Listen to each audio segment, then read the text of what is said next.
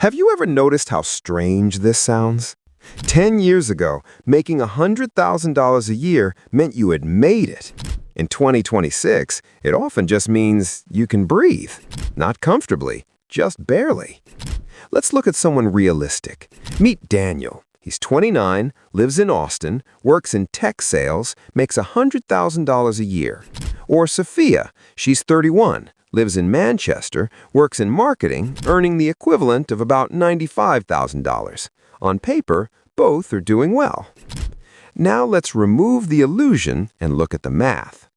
In the U.S., after federal, state taxes, Social Security, and healthcare deductions, Daniel's $100,000 becomes roughly $72,000 take-home.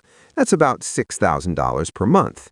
In parts of Europe, with higher income tax and national insurance contributions, Sophia's take-home might be closer to $60,000, $65,000 equivalent, around $5,000 per month. Now let's build a normal life around that. Rent for a one-bedroom apartment in a desirable area, $2,200. Car payment, $550.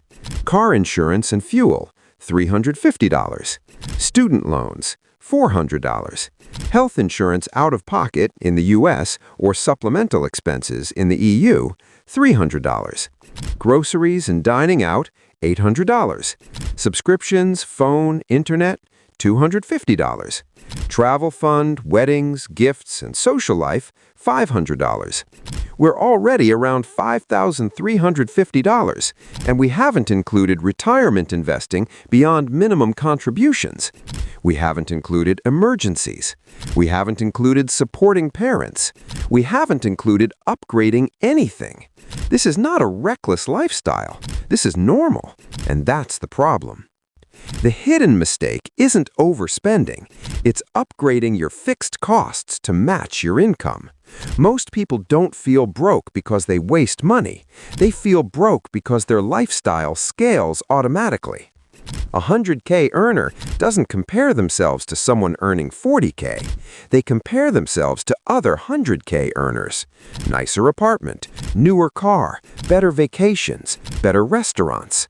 Not to show off, but to feel aligned with their peer group. This is lifestyle inflation, but deeper than that, it's identity inflation. When income rises, identity rises with it. I'm successful now. I deserve convenience. I've worked hard. So the apartment must reflect that. The car must reflect that. The experiences must reflect that.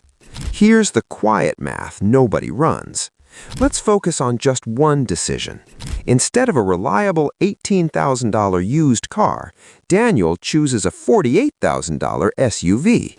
Monthly payment difference? About $450. $450 per month invested in a basic index fund earning 7% annually over 20 years becomes roughly $235,000. That's not extreme investing. That's average market returns. So the real cost of upgrading the car isn't $450 per month.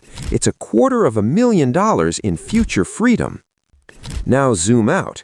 Add the larger apartment, add slightly higher recurring lifestyle costs, add incremental upgrades every few years. What feels like comfort today becomes permanent financial pressure tomorrow. This is why 100K feels broke, because the margin is thin. And when your margin is thin, life feels fragile. One layoff, one health issue, one recession, and suddenly the income that once felt impressive feels insufficient. The system quietly encourages this. Banks approve loans based on your maximum capacity, not your optimal peace of mind. Advertisers normalize monthly payments instead of total cost.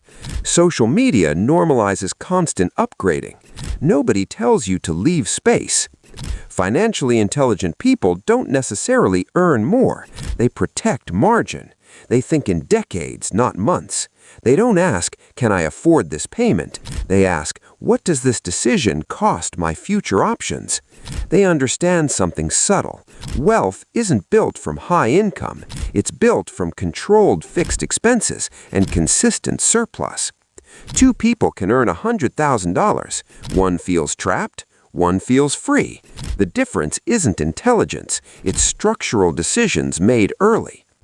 And once your fixed costs are high, feeling backward in life, reversing them feels like failure.